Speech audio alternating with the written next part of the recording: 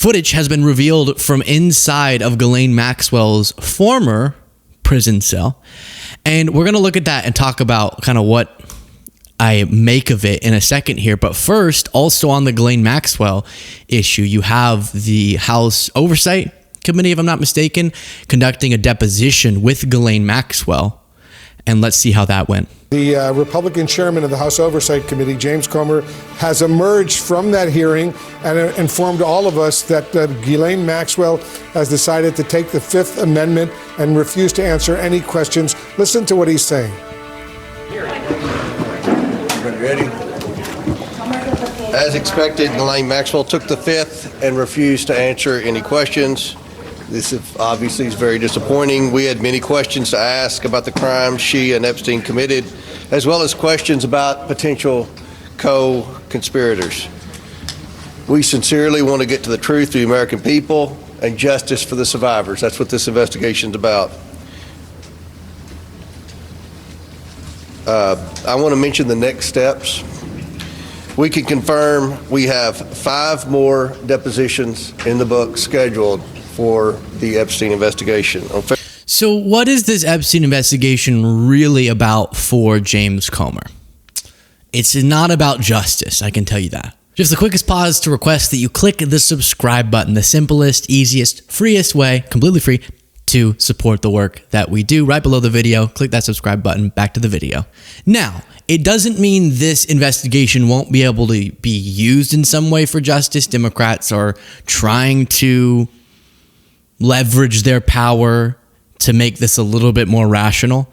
But we've seen they've been wanting to use the investigation in many cases as an effort to distract by all means necessary from any revelations about Trump or people that they like.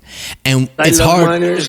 Well, it's hard to trust the people who participated in the cover-up for so long until they were forced into releasing the Epstein files to conduct an investigation. It wasn't like James Comer was out there calling out Trump for the month-long cover-up that continues to this day. So I don't trust them very much.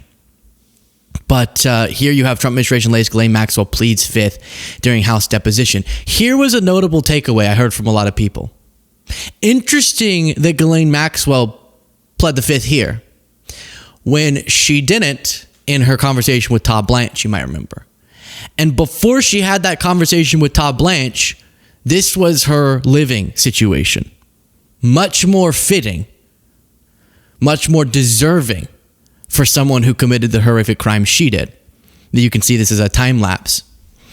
And now, as I'll keep playing it while I read this from Ed Krasenstein, Trump, he said, this is the life that Ghislaine Maxwell was deservingly living before Trump's DOJ moved her to a lower security prison that has been compared to a country club.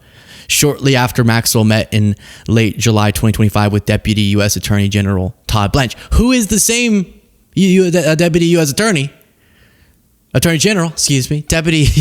Attorney General Todd Blanche, who recently said the review is over. The review of the Epstein files is over. We're done, even though a majority still has not been released. This was the prison that she was in, and now we have actual video of that.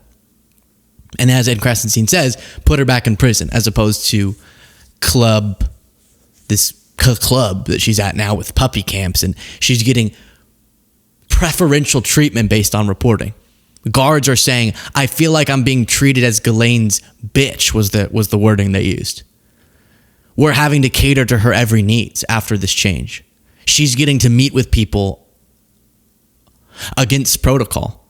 The prison will, or the prison camp club will get shut down so she can go have a meeting. What is that about? And that came after she did speak with Todd Blanche behind closed doors. But then now something that's going to be more publicly available and that has the chance for, I'm assuming, Democrats to also ask questions.